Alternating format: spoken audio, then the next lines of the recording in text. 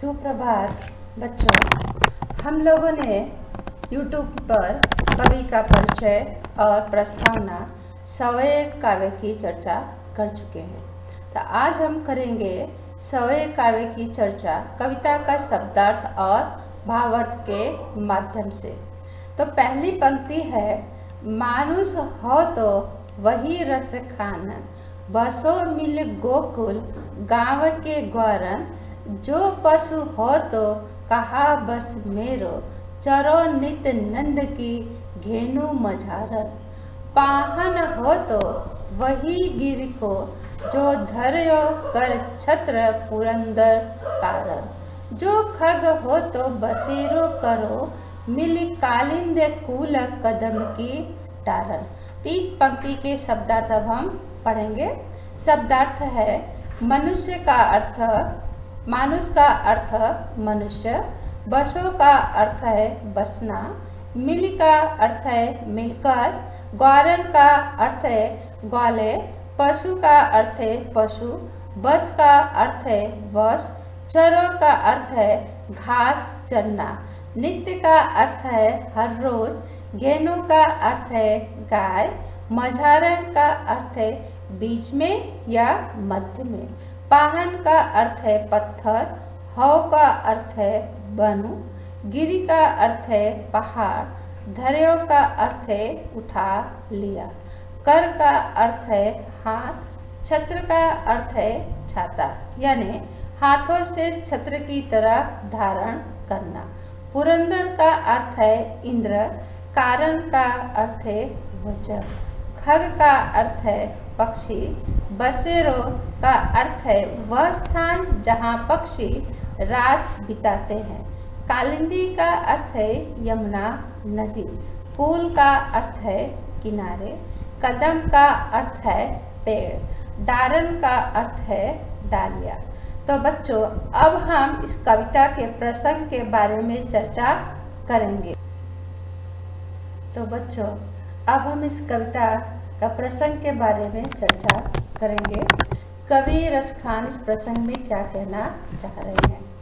तो इस प्रसंग में रसखान ने यह कहा है कि जब मेरा अगला जन्म हो तो वह उस जगह पर हो जहाँ पर श्री कृष्ण की व्रज भूमि हो। तो हमेशा रसखान श्री कृष्ण के समीप ही रहना पसंद करने की कामना करते हैं। तो अब हम देखेंगे कविता का भावार्थ। रसखान कवि कहते हैं कि हे भगवान, मैं मृत्यु के बाद अगले जन्म में यदि मनुष्य के रूप में जन्म प्राप्त करूं, तो मेरी एक ही इच्छा है कि मैं व्रज भूमि में गोकुल के ग्वालों के मध्य में निवास करूं, यानी कि श्री कृष्ण भगवान जो गायों को चराया करते थे। यदि मैं पशु योनि में जन्म ग्रहण करूं, जिसमें मेरा कोई वश नहीं है, फिर भी मेरी एक ही इच्छा है कि मैं नंद जी के गायों के बीच में विचरता रहूं, यानी कि नंद जी की जो गायें हैं जो यहाँ वहाँ घूम करके घास चरा करती हैं, तो मैं भी उन्हीं के बीच में घूमना पसंद करता हूँ। यदि मैं अगले जन्म में पत्थर ही बना तो भी मेरी एक ही इच्छा है कि मैं उस गोवर्धन पर्वत का, यानी जिसे श्री कृष्ण भगवान ने अपनी उंगलियों पर उठाया था, और उसमें श्री कृष्ण भगवान ने इंद्र भगवान का घमंड चूर करने के लिए जो प्रलय हुआ था और गांव वालों को बचाने के लिए उन्होंने गोवर्धन पर्वत को अपने उंगली पर धारण किया था। तो कवि रसखान कहते हैं कि यदि मुझे पक्षी योनि में भी जन्म लेना पड़ा, यानी कि अगर मेरा जन्म पक्षी के स्वरूप में होता है, तो मेरी एक ही इच्छा है कि मेरा जन्म यमुना नदी के किनारे जो कदम नाम का एक वृक्ष है और जहाँ पर श्री कृष्ण बैठ करके बांसुरी बजाया करते थे, और उसी यमुना नदी के किनारे रसखान अपना जन्म दोबारा लेने की कामना करते हैं। तो अब हम इस कविता की दूसरी पंक्ति पढ़ेंगे। या लकुटी अरु कामरिया पर राज तिहु पुर को तजी डार को। आठों सिद्धि नौ निधि को सुख नंद की घेनु चराए विसारो।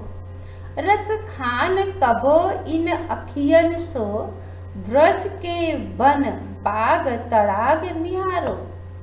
कोटि कहु कल घौत के धाम, करील के कुंजन ऊपर वारो।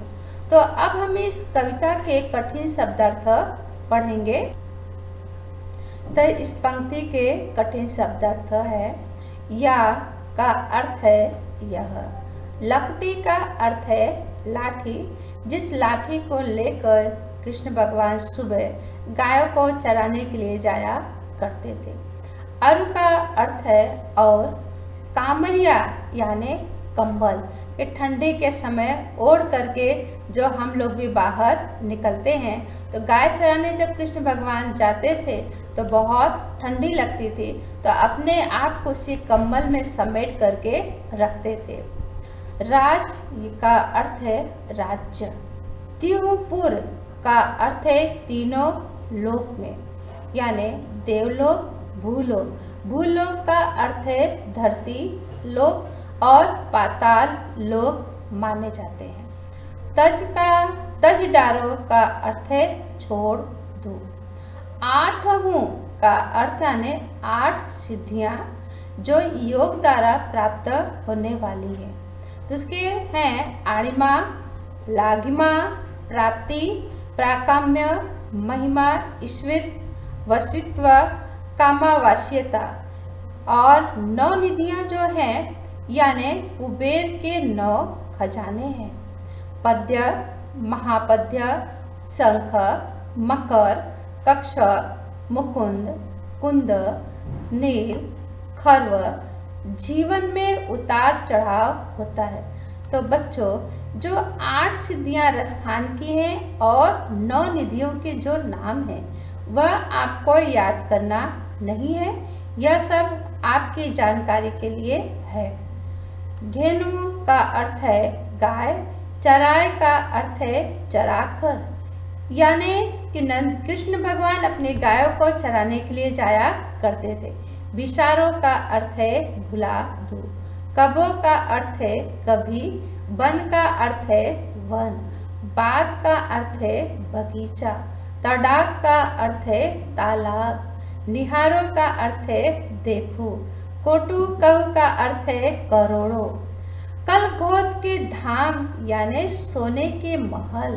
करील का अर्थ है कि जब कृष्ण भगवान गायों को चराने के लिए जाते थे तो जंगल में कांटों के वृक्ष हुआ करते थे। कुंजन का अर्थ है झाड़ियाँ। ऊपर वारो का अर्थ है ऊपर न्यौछावर कर दो। तो इस कविता के प्रसंग के बारे में अब हम चर्चा करेंगे। इस कविता के प्रसंग में कवि रसखान कहते हैं, रसखान श्री कृष्ण के ब्रज के खातिर संसार के सभी सुखों का त्याग कर सकते हैं।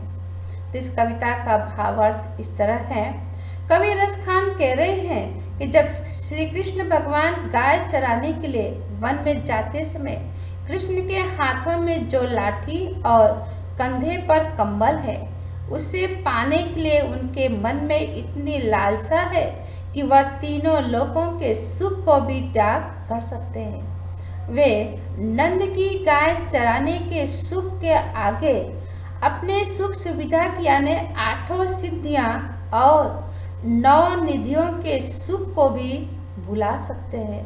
रसखान श्री कृष्ण के इतने दीवाने हैं, व्याकुल हो कहते हैं कि कब मैं अपनी आंखों से ब्रज के वन, बाग और तालाब को देखूं।